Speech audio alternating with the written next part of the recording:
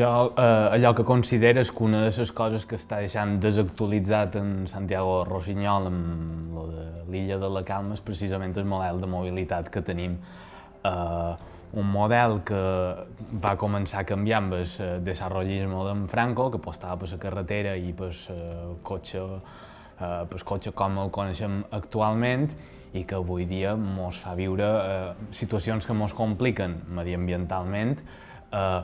també amb problemes greus de mobilitat, amb cues i dificultats d'aparcament i de circulació a diari, que això també se trasllada amb una pitjor qualitat de vida. Respecte a l'any passat, en aquesta alçada, són 30.000 cotxes més circulant a les Illes Balears, que perquè ens fem una idea són 3 vegades la distància entre Maó i Ciutadella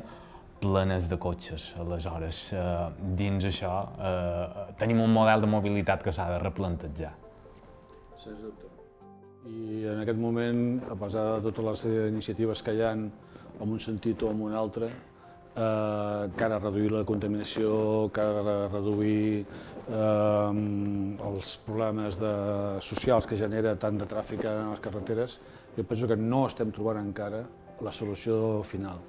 Jo soc dels que defensen que el cotxe elèctric no ens porta enlloc, més que tindre els embussos més nets. Necessitem altre tipus, replantejar totalment la forma en què ens movem per la illa i la disponibilitat que tenim de transport per bellugar-nos dins de la illa. Això només té solució si tots els partits polítics arriben a un consens mínim sobre que existeix un problema i que se li ha de donar una solució, perquè si no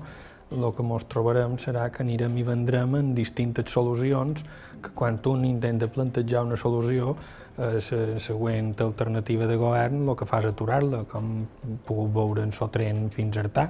que se planteja com a alternativa de transport públic el tren, que no sé si ja és una qüestió pintura obsoleta i tot,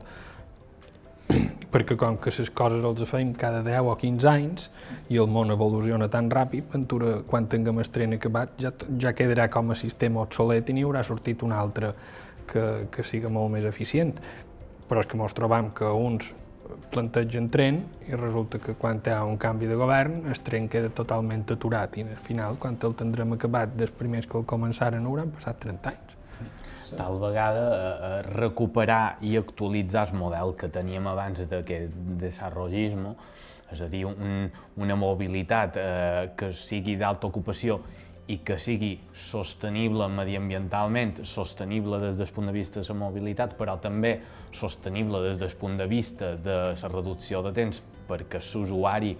tingui un alt incentiu per utilitzar-lo, sigui la solució. Europa aposta pel tren ara mateix com a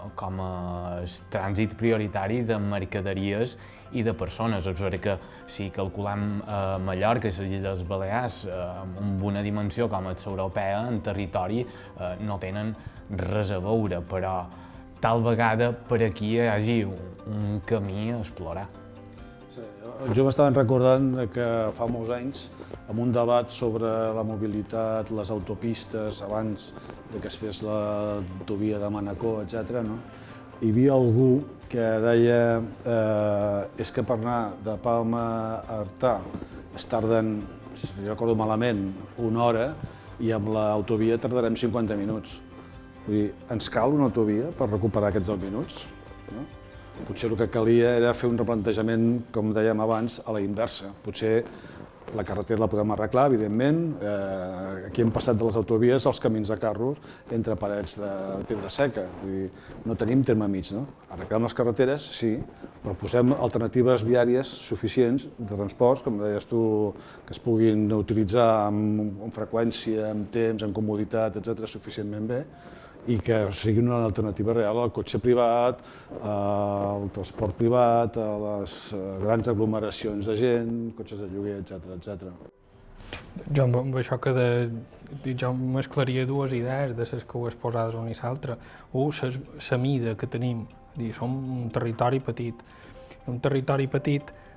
no poden fer els mateixos plantejaments que un gran territori, dir, fer un tren, que hem de fer un tren des del port de Palma que per poder traginar les mercaderies amb tren a els distints nuclis de població de les illes. Això implicarà consumir més territori perquè necessitarem unes vies de tren especials d'on faig sortir el tren, bé l'haurem de fer subterrani perquè llavors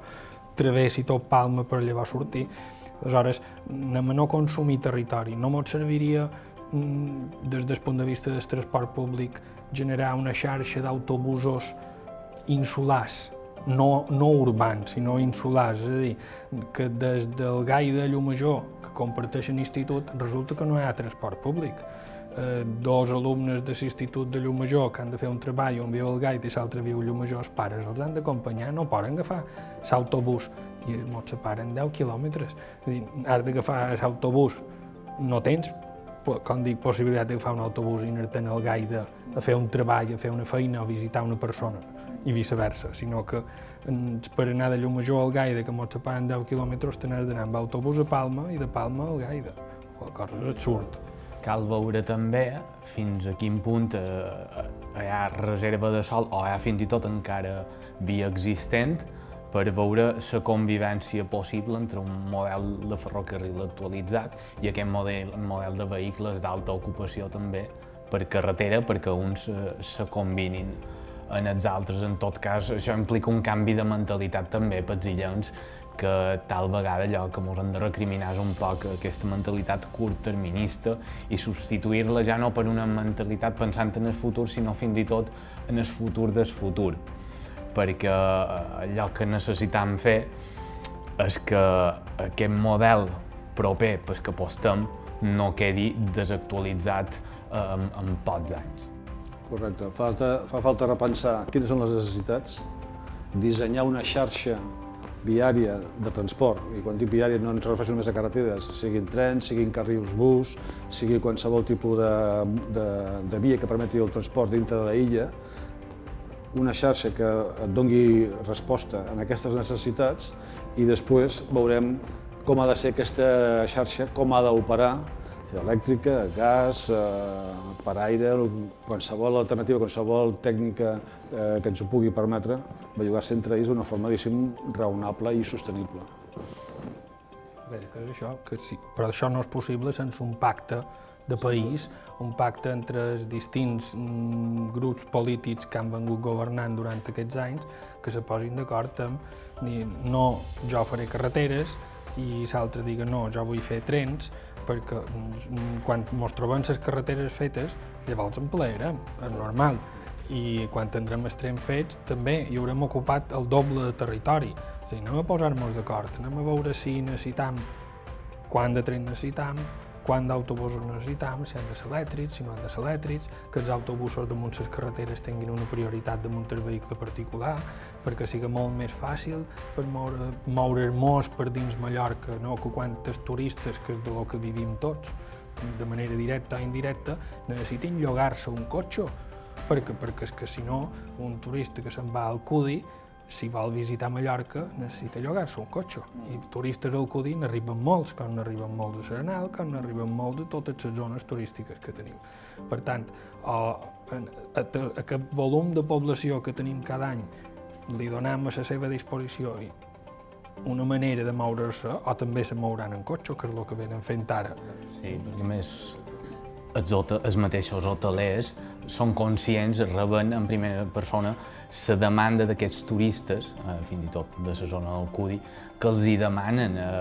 si hi ha manera possible de, amb transport públic, accedir allà. A més, dins el sector de rentacar també es verà que hi ha empresaris de les illes que fan les coses bé, que miren de tenir les seves flotes de vehicles actualitzades, que miren de no fer mal, que a més paguen els seus impostos aquí, i hi ha una altra part d'empreses que són les que fan la competència deslleial en aquestes d'aquí, que utilitzen el rentacar com un negoci previ a l'exportació fraudulenta de cotxes. Per què? Perquè fent recórrer aquests cotxes una sèrie de quilòmetres entre uns mínims i uns màxims, en unes distàncies ideals per ells aquí, fan possible obtenir dobbers no només com a rentacar, que no se l'activitat prioritària, sinó després exportant aquests cotxes, quan ja han recorregut els quilòmetres necessitaris, a d'altres països d'Europa per un preu per davall del mercat nou, però així tot per damunt d'allò que esperaven aquestes empreses obtenir pels seus cotxes. De totes maneres, jo no entenc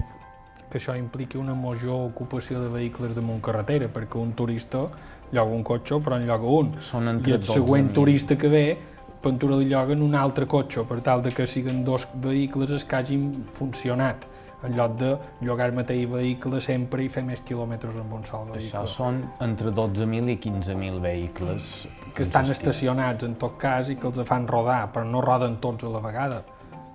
Ja per acabar, recordo una consulta que vam fer a Eivissa fa anys, en què se'ls demanaven als visitants què és el que trobaven a faltar a la illa, què és el que més buscaven i no trobaven.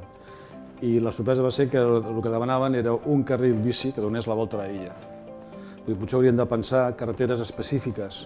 per cicloturisme o per bicicletes de lloguer, etc., que poguessin donar la volta a la illa, pujar-se per la serra, anar per les platges, uns circuits determinats separats del parc automobilístic normal, per estalviar-nos la quantitat d'accidents que tenim cada estiu, però que donguin sortida a una demanda, que això ens trauria cotxes de lloguer, ens trauria un altre tipus de client, etc. Sí, de totes maneres, jo crec que el problema de mobilitat el tenim no només en temporada alta, sinó que aquest problema de mobilitat al Manco a Mallorca el tenim ja durant tot l'any, els embossos a la zona de la via de cintura per entrar en el polígon. No necessitam que siga més de juny quan ja comença a obrir turistes. Està embossat tot l'any a determinades hores, com les entrades a Palma, tant des de la banda d'Andratx com de la banda de Llumajor. És diari aquest emboss, perquè els que van a fer feina, aquests embossos són a les hores d'entrada i sortida a fer feina. Aquests embossos hi són perquè els que hi ha anat a fer feina no tenia una altra opció que agafar el cotxe particular.